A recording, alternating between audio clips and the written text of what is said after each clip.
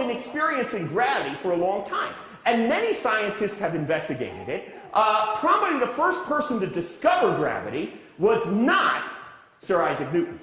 He gets the credit, but it was probably somebody like Rocco the Caveman. First person to walk off a cliff, right?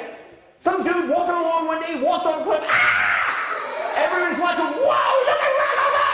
Oh, look at Rocco, he's this small now. Because people found out that walking off a cliff was a bad idea.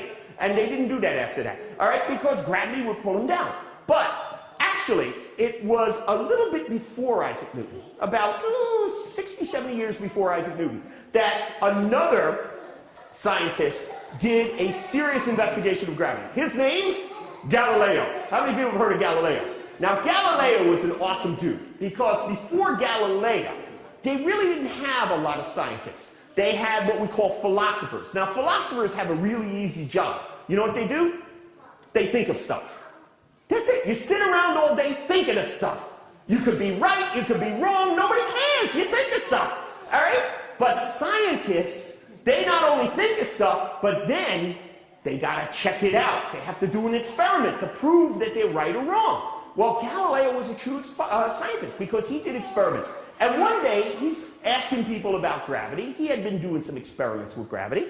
And he asks people a simple question. He goes, look, you take two things, a heavy thing and a light thing, and you drop them at the same time. Which is going to hit the ground first? How many people say heavy thing? Makes sense. How many people say light thing?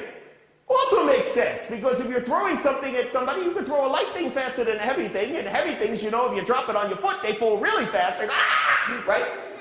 How many people say same time? Anybody? We got a few? How many people say, I really don't know?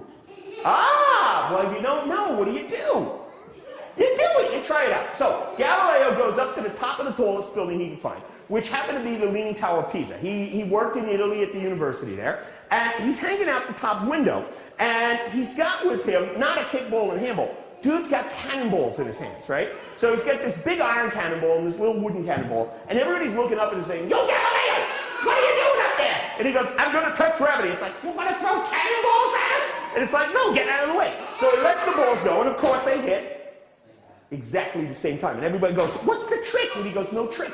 Gravity pulls everything down with the same speed.